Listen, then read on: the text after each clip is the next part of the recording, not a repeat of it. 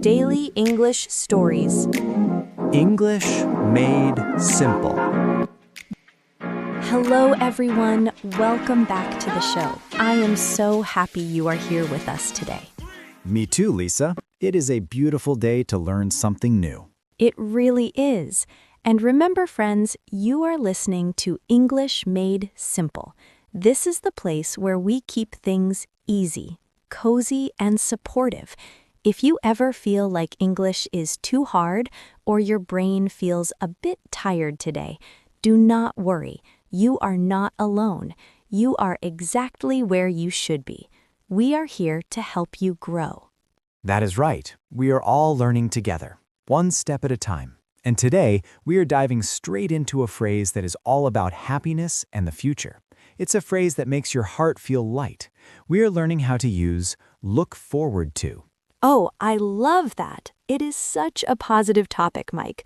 But before we get into the meaning and our story, let's ask our listeners a very honest, very relatable question. Go ahead, Lisa. I am ready. How many times did you look at your calendar at work on a Monday morning and your heart felt heavy because Friday felt so far away? Or maybe you're lying in bed at 2 o'clock in the morning, you're exhausted but you can't sleep because you're thinking about your vacation next week. You're thinking about your flight, your bag, or the ocean. I know that feeling so well. Your heart starts beating fast because you're excited. Your mind is racing with happy thoughts. Exactly. That happy waiting feeling is exactly what look forward to is for. Mike, for our beginners, can you explain what it actually means? Is it the same as just the word waiting? That's a great question. It is not exactly the same. Waiting can be boring, right? Like waiting for a bus in the rain. It can be frustrating. But when you look forward to something, you are waiting with pleasure. You're imagining how good the future will be. It's waiting with a goal in your mind. So it's waiting with a smile. Exactly. And here's a small tip for our listeners. We often use it for big things, like vacations, but also for very small things, like looking forward to a cup of good coffee in the morning, or looking forward to seeing a friend for lunch. It's about the joy of the future. Now, let me tell you about a woman named Sarah. I want to hear about Sarah. Was she looking forward to something big? She really was. Sarah works in a big, noisy office in the middle of a crowded city. Every day is exactly the same. Emails, long meetings, and more emails. She has worked for a whole year without a single break. She was completely exhausted. Exhausted. We should explain that. Friends, exhausted means you have no energy left. You are more than just tired. You are like a car with no gasoline. That was Sarah. But one Tuesday afternoon, while she was drinking a lukewarm tea, she saw a picture on her computer. It was a picture of a deep blue ocean and white sand. Suddenly, she made a big decision. She opened a travel website. She found a ticket to a small tropical island. She clicked confirm. She booked her vacation. That is the best feeling in the world. Clicking that button is like a shot of energy. So, did she start looking forward to the trip immediately? Yes. As soon as she got that confirmation email, her mood changed. The office didn't feel so loud anymore. The emails didn't seem so boring. Why? Because she wasn't just working anymore. She was looking forward to leaving. She started counting the days, 30 days, 20 days, 5 days. Mike, I noticed something in your sentence. You said looking forward to leaving. Why did you add ing to the word leave? Our friends might be confused because of the word to. I am so glad you caught that, Lisa. This is the most important rule for this phrase. It is a bit tricky. Usually, after the word to, we use a basic verb, like I want to go. But with look forward to, we treat the whole phrase as one big piece. After this piece, we must use a noun or a verb with ing. Okay, let me try to practice. So I can say, I look forward to the weekend because the weekend is a noun. Correct, 100%. And if I use a verb, I should say, I look forward to meeting you, not I look forward to meet you. Precisely. You always use the ing form. Sarah was looking forward to swimming. She was looking forward to relaxing. She was looking forward to eating fresh fruit by the sea. That makes sense. It's like the ing makes the action feel like it is already happening in her mind. That is a beautiful way to put it. Now, the story moves to the night before her flight. This was the hardest night. It was midnight. The room was dark, but Sarah's eyes were wide open. She was looking forward to her flight so much that she couldn't close her eyes. I call that the night before magic. You are so excited that your brain won't shut up. Exactly. She kept getting out of bed. She checked her passport for the 10th time. She opened her suitcase to make sure she had her sunglasses. She was imagining the airport. She was imagining the smell of the salty sea air. Her imagination was working overtime. To imagine, that means to see it in your mind before it happens, right? Yes, she wasn't at the beach yet, but her heart was already there. She was looking forward to the moment the plane wheels touched the ground. We have all been there. But Mike, can we use this phrase in other places? I know our listeners might want to use it at work or in a more formal way. Yes, absolutely. That is a different context. In a business email, for example, people always write, "I look forward to hearing from you." Oh, does that mean they are jumping up and down with excitement like Sarah?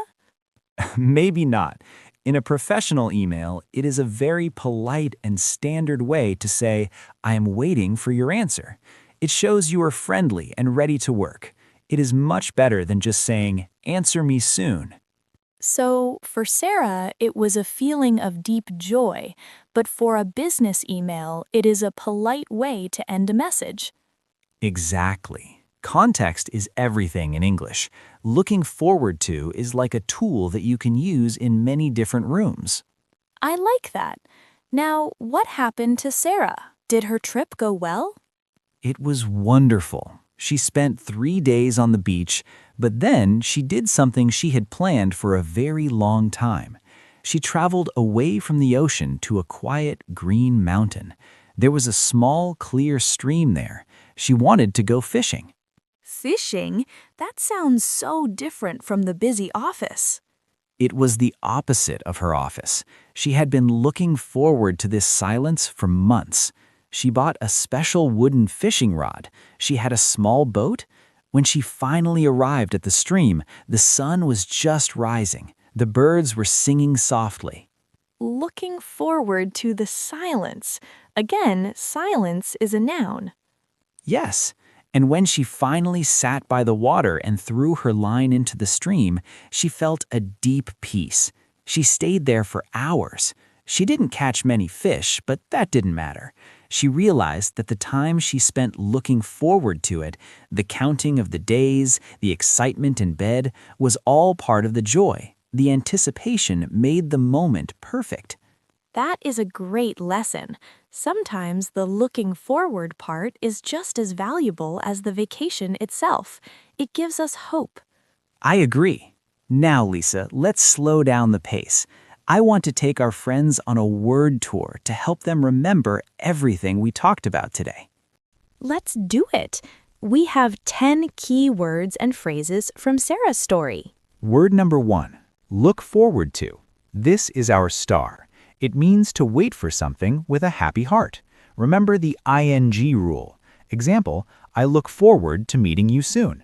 Word number 2, exhausted. This means very, very tired. Example, I was exhausted after the long flight. Word number 3, anticipation. This is the feeling of looking forward to something. Example, the room was full of anticipation before the show started. Word number 4, imagine. To see a picture in your mind. Example, I like to imagine I am living on a tropical island. Word number 5, confirmation. An official message that says yes. Example, I am waiting for the confirmation of my hotel room. Word number 6, professional, used for work or business. Example, you should use a professional tone in your emails. Word number 7, context, the situation or the room where a word is used.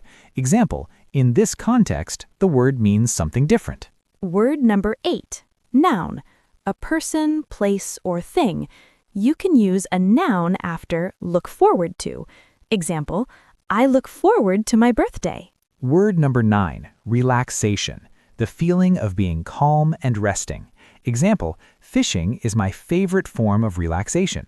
And word number 10, worth the wait. When something is so good, you don't mind the long wait. Example, the dinner was delicious. It was definitely worth the wait. That was a great tour, Lisa. Thank you, Mike.